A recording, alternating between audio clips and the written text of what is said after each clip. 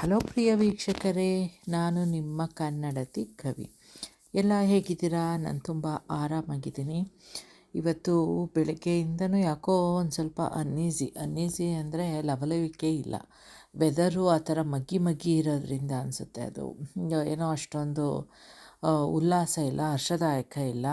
ಆಮೇಲೆ ಅದಕ್ಕೆ ಕಾರಣವೂ ಬೆಳಗ್ಗೆ ಲೇಟಾಗಿ ಎದ್ದೆ ಅನಿಸುತ್ತೆ.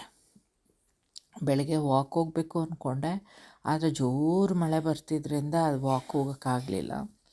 ಆಮೇಲೆ ಈಗ ಏನೋ ಹಾಗೆ ಬ್ಯುಸಿ ಆಗೋದೆ ತುಂಬ, ಅದರಿಂದ ಮಾಡೋಕ್ಕಾಗಲಿಲ್ಲ. ನೋಡಬೇಕು ಆಮೇಲೆ ಏನಾದರೂ ಟ್ರೆಡ್ಮಿಲ್ ಮಾಡೋಕ್ಕಾಗುತ್ತಾ ಅಂತ. ಇವತ್ತು ಹೊಸದೊಂದು ಡಿಸೈನ್ ಜೊತೆ ಬಂದಿದ್ದೀನಿ. ಇದು ಸಿಂಪಲಾದ ಡಿಸೈನು, ಎಲ್ಲರಿಗೂ ಗೊತ್ತೇ ಇರುತ್ತೆ. ಅದನ್ನು ಇನ್ನೊಂದು ಸ್ವಲ್ಪ ಆಲ್ಟ್ರ್ ಮಾಡಿಕೊಂಡು ಅದನ್ನು ಡಿಸೈನ್ ಚೇಂಜ್ ಮಾಡಿದ್ದೀನಿ. ಆ ಥರ ಯಾಕೆ ಅಂತಂದರೆ ಒಂದೊಂದು ಸ್ವಲ್ಪ ಆಲ್ಟ್ರ್ ಮಾಡಿದ್ರೇ ಅದು ಬೇರೆ ಬೇರೆ ಡಿಸೈನ್ ಆಗೋಗುತ್ತಲ್ವ. ಅದಕ್ಕೆ ಮಾಡಿದ್ರೆ ಒಂದು ಸ್ವಲ್ಪ ಆಲ್ಟ್ರ್ ಮಾಡೋಣ, ಒಂದೇ ಥರ ಕಾಣಿಸೋದಕ್ಕೂ ಡಿಫ್ರೆಂಟಾಗಿ ಕಾಣಿಸೋದಕ್ಕೂ ಸ್ವಲ್ಪ ವೈವಿಧ್ಯತೆ ಇರುತ್ತಲ್ವ. ಅದಕ್ಕೇ ಇವಾಗ ಏನು ಹೇಳ್ತಾ ಇದ್ದೀನಿ ಅಂದರೆ, ಈ ನ್ಯೂಜಿಲ್ಯಾಂಡ್ ಬಗ್ಗೆ. ಎಲ್ಲೇ ಹೋದ್ರು ನ್ಯೂಜಿಲ್ಯಾಂಡಲ್ಲಿ ಏನು ಅಂತಂದರೆ, ಸಂಡೇಸು ಫಿಲಿ ಮಾರ್ಕೆಟ್ ಅಂತ ನಡೆಯುತ್ತೆ. ಅದು ಏನು ಅಂತಂದರೆ ಫಾರ್ಮರ್ಸ್ ಮಾರ್ಕೆಟು. ಆ ಫಾರ್ಮರ್ಸ್ ಮಾರ್ಕೆಟಲ್ಲಿ ಏನು ಅಂತಂದರೆ ಫ್ರೆಶ್ ವೆಜಿಟಬಲ್ಸು, ಎಲ್ಲ ಸೊಪ್ಪುಗಳು ಎಲ್ಲದನ್ನು, ಸ್ಪಿನಾಚು, ಪಾಲಕ್ ಸೊಪ್ಪು ಅದಂತೂ ಕೆ ಜಿಗಟ್ಟಲೆ ಸಿಗುತ್ತೆ. ಅದು ಪಾಲಕ್ ಸೊಪ್ಪು, ಆಮೇಲೆ ಕೊತ್ತಂಬರಿ ಸೊಪ್ಪು ಕೆ ಜಿ ಇದರಲ್ಲಿ ಕೊಡ್ತಾರೆ. ಮತ್ತು ಇನ್ನೆಲ್ಲದು ಚೀಪಾಗಿ ಸಿಗುತ್ತೆ. ಸ್ವಲ್ಪ ಅಂಗಡಿದಕ್ಕೂ ಇದಕ್ಕೂ ವೇರಿಯೇಷನ್ ಇರುತ್ತೆ ದುಡ್ಡು. ಆಮೇಲೆ ಇಲ್ಲಿ ಫ್ರೆಶ್ಶಾಗಿ ಸಿಗುತ್ತೆ, ಡೈರೆಕ್ಟಾಗಿ ರೈತರಿಂದನೇ ತೊಗೋತೀವಿ ಅಲ್ವಾ. ಇಲ್ಲೆಲ್ಲ ಹೇಗೆ ಅಂತಂದರೆ, ರೈತರು ರಿಚೆಸ್ಟ್ ಪರ್ಸನ್ನು. ಇವ್ರುಗಳಿಗಿಂತ ಈ ಕ್ವಾಲಿಫೈಡ್ ಆಗಿ ಬೇರೆ ಕಡೆ ಕೆಲಸ ಮಾಡೋದಕ್ಕಿಂತ ಇವ್ರುಗಳು ರಿಚ್ಚು. ಅವ್ರದ್ದೇ ಒಂದೊಂದು ಪ್ರೋಗ್ರಾಮ್ಗಳು ನಡೀತಿರುತ್ತೆ ಇದರಲ್ಲಿ, ಏನು ರಿಯಾಲಿಟಿ ಶೋಗಳು. ಹೂ gets the farmer wife, who is the farmer wife ಅಂದ್ಕೊಂಡು ಏನೇನೋ, ಅದೆಲ್ಲ ನಾನು ನೋಡಿಲ್ಲ ಇದು. ಆಮೇಲೆ ಹೆಚ್ಚಿಗೆ ಅಲ್ಲಿ ಏನಿಲ್ಲ, ಸಂತೆ ಅಂತೀವಲ್ಲ ನಾವು, ಸಂತೆಗಳೆಲ್ಲ ನೋಡಿರ್ತೀರ ಅಲ್ವಾ. ನಾನಂತೂ ನೋಡಿಲ್ಲ ಸಂತೆ ಯಾವತ್ತೂ ಎಲ್ಲೂ. ಒಂದೆರಡು ಸಲ ಏನೋ ಬೆಂಗಳೂರಿಗೆ ಹೋಗುವಾಗ ಸ್ಯಾಟರ್ಡೇಸು ಶ್ರೀರಂಗಪಟ್ಟಣದಲ್ಲಿ ಸಂತೆ ನಡೀತಾ ಇತ್ತಲ್ಲ, ಆಗ ಅಮ್ಮ ತೋರಿಸಿದ್ರು, ಅದಷ್ಟೇ. ಅದು ಬಿಟ್ಟರೆ ಎಲ್ಲೂ ನೋಡಿಲ್ಲ. ಆಮೇಲೆ ನಾನು ಕೆಲಸಕ್ಕೆ KRSಗೆ ಒಂದಷ್ಟು ದಿನ ಹೋಗ್ತಾಯಿದ್ದೆ ಆಗ ಪ್ರಾಕ್ಟೀಸ್ಗೆ. ಆಗ ಅಲ್ಲಿ ಸಂಡೇಸು ನಡೀತಾ ಇತ್ತು, ಆಗ ಬಸ್ಸಲ್ಲಿ ನೋಡಿದ್ದು ಅಷ್ಟೇ. ಅದು ಬಿಟ್ಟರೆ ಏನಿಲ್ಲ. ಇಲ್ಲಿ ಹೋಗಿದ್ವಿ, ಒಂದು ಸುಮಾರು ಸಲ ಹೋಗ್ತಿದ್ವಿ. ಆಮೇಲೆ ಈಗ ಏನೋ ಒಂಥರ ಬ್ಯುಸಿ. ಆಮೇಲೆ ಅದೇ ವೆದರು ಒಂದೊಂದು ಸ್ವಲ್ಪ ಚೇಂಜ್ ಇರುತ್ತಲ್ವ, ಮಳೆ ಬಂದುಬಿಟ್ರೂ ಕಷ್ಟ ಅಲ್ಲಿ. ಕಾರ್ ಪಾರ್ಕಿಂಗ್ ಕಾರೆಲ್ಲೋ ನಿಲ್ಲಿಸಿರ್ತೀವಿ, ಇದೆಲ್ಲ ತೊಗೊಂಡು ಹೋಗುವ ಕಷ್ಟ ಅಂತ ಅಂದ್ಬಿಟ್ಟು ಹೋಗಿಲ್ಲ. ಫಸ್ಟ್ ಸಲ ಏನು ಮುಂಚೆ ಮದುವೆ ಆದಮೇಲಂತೂ ನಾವಿಬ್ಬರೇ ಇರುವಾಗಂತೂ ತುಂಬ ಹೋಗ್ತಾಯಿದ್ವಿ. ಅಲ್ಲೇ ಹೋಗಿದ್ದು ಫ್ರೆಂಡು, ನಮ್ಮ ಹಸ್ಬೆಂಡ್ದು ಕೊಲ್ಲಿಗ್ ಮನೆ ಇತ್ತು.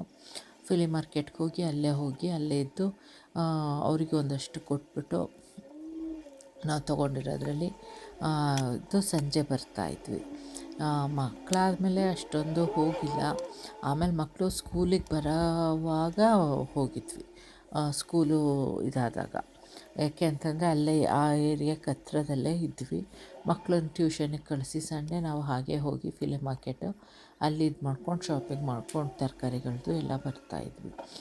ಹೆಚ್ಚಿಗೆ ತರಕಾರಿ ಅಂತಂದರೆ ಏನು, ನಮ್ಮ ಇಂಡಿಯನ್ದಂತೂ ಅಷ್ಟೊಂದು ಏನು ಸಿಗೋಲ್ಲ. ಎಲ್ಲ ಥರನೂ ನಮ್ಮ ಇಂಡಿಯಾದ ವೆರೈಟಿಗಳು.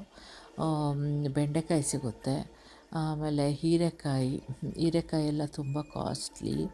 ಆಮೇಲೆ ಇನ್ಯಾವುದು, ವಾಟ್ರ್ ಗಾರ್ಡು, ಸೋರೆಕಾಯಿ ಎಲ್ಲ ಸಿಗುತ್ತೆ.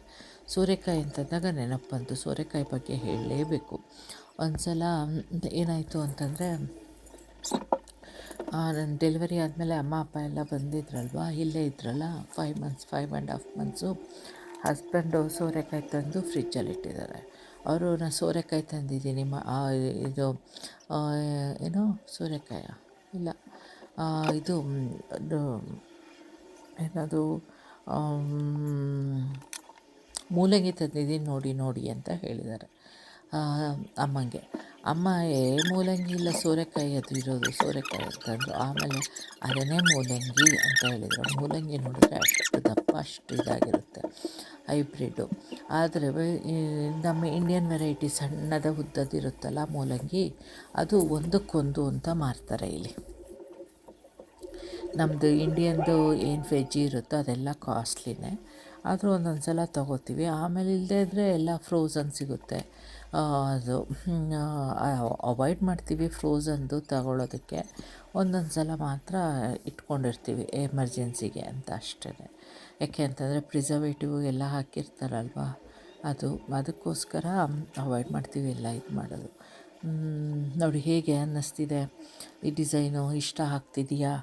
ಇದು ಸ್ವಲ್ಪ ಚೇಂಜ್ ಮಾಡಿದೆ. ಎಲ್ಲರಿಗೂ ಇದು ಗೊತ್ತೇ ಇರುತ್ತೆ. 15:8 ಅಂತಂದರೆ ಇದು ಚುಕ್ಕಿದರ ರಂಗೋಲಿಲೆಲ್ಲ ಆಲ್ಮೋಸ್ಟ್ ಎಲ್ಲರಿಗೂ ಒಂದಲ್ಲ ಒಂದು ತುಂಬಾ ಗೊತ್ತಿರುತ್ತೆ, ಡೈಲಿ ಹಾಕೋದಕ್ಕೂ ಅದಕ್ಕೂ. ಆಮೇಲೆ ನಾನು ಇದನ್ನು ಏನೋ ತುಂಬ ಸಿಂಪಲಾಗಿ ಕಾಣಿಸ್ತಿದೆ ಅಂದ್ಬಿಟ್ಟು ಇದನ್ನು ಈ ಡಿಸೈನ್ ಮಾಡಿಕೊಂಡೆ. ಇದನ್ನು ಮಾಡಬಹುದು ನಾವು ಆ ಥರನೇ. ಇದು ರಂಗೋಲಿ ಪುಡಿಲುವೆ ಏನು ಪ್ರಾಬ್ಲಮ್ ಆಗೋಲ್ಲ, ಅಷ್ಟೊಂದು ಚಿಕ್ಕದಾಗೇನು ಹೂವು ಬಿಡಿಸಲ್ಲ ಅಲ್ವಾ. ಇದನ್ನೆಲ್ಲ ರಂಗೋಲಿಗೆ ಹಬ್ಬಕ್ಕೆ ಏನಕ್ಕಾದರೂ ಸ್ಪೆಷಲ್ ಒಕೇಶನ್ ಇದ್ದಾಗ ಬಿಟ್ಕೋಬೋದು. ಆಮೇಲೂ ಇದನ್ನು ಇದು ಕಾಂಪಿಟೇಷನ್ಗೂ ಹಾಕ್ಕೋಬೋದು, ಚೆನ್ನಾಗೇ ಕಾಣುತ್ತೆ ಕಾಂಪಿಟೇಷನಲ್ಲಿ ಎಲ್ಲ. ಅದಕ್ಕೆ ಆಮೇಲೆ ಇದು ಮಧ್ಯದ ಮಾತ್ರ ಇನ್ನೊಂದು ಸ್ವಲ್ಪ ಏನೋ ತುಂಬ ಒಂಥರ ಇದಾಗಿ ಸಿಂಪಲಾಗಿ ಕಾಣಿಸ್ತಿದೆ ಅನ್ನಿಸ್ತು. ಅದಕ್ಕೆ ಅದನ್ನು ಮತ್ತೆ ಪುನಃ ಆಲ್ಟ್ರ್ ಮಾಡಿಕೊಂಡೆ. ಈಗೇನಾದರೂ ಒಂಚೂರು ಆಲ್ಟ್ರ್ ಮಾಡಿಕೊಂಡ್ರೆ ಒಂದಲ್ಲ ಒಂದು ಇದಾಗುತ್ತೆ, ಸ್ವಲ್ಪ ಡಿಫ್ರೆಂಟಾಗಿ ಕಾಣುತ್ತೆ ಅಂತ ಅಷ್ಟೇ. ನೋಡಿ ಇವತ್ತೊಂದು ಸ್ವಲ್ಪ ಆಫು ಆಗೋಯಿತು, ಯಾಕೆ ಅಂತಂದರೆ ನನ್ನ ನೆನ್ನೆ ವೀಡಿಯೋ ಅಷ್ಟೊಂದೇನು ಇದಾಗಲಿಲ್ಲ. ಅದಕ್ಕೆ ಏನೋ ಒಂಥರ ಬೇಜಾರಾಗ್ತಿತ್ತು, ಅದರಿಂದ ಬೇಜಾರಲ್ಲೇ ಸುಮ್ಮನೆ ಕೂತಿದ್ದೆ, ಏನೂ ಮಾಡ್ದೇನೆ. ಇವತ್ತು ವೀಡಿಯೋ ಹಾಕಬಾರ್ದು ಅಂದ್ಕೊಂಡೇ ಇದ್ದೆ, ಆಮೇಲೆ ಇಲ್ಲ ನಿಲ್ಲಿಸ್ಬಾರ್ದು, ಏನಾದರೂ ಆಗಲಿ ಅಂದ್ಬಿಟ್ಟು ಹಾಕ್ತಿದ್ದೀನಿ. ಅದಕ್ಕೆ ಪ್ಲೀಸ್ ಯಾರೆಲ್ಲ ಸಬ್ಸ್ಕ್ರೈಬ್ ಆಗದೆ ನೋಡ್ತಿದ್ದೀರೋ ಪ್ಲೀಸ್ ಸಬ್ಸ್ಕ್ರೈಬ್ ಆಗಿ, ಲೈಕ್ ಮಾಡಿ, ಕಮೆಂಟ್ ಮಾಡಿ. ನಿಮ್ಮ ಪ್ರೋತ್ಸಾಹನೇ ನನಗೆ ಉತ್ತೇಜನ. ಇಷ್ಟು ಹೇಳಿ ಇವತ್ತಿನ ವೀಡಿಯೋ ನಿಲ್ಲಿಸ್ತಾ ಇದ್ದೀನಿ.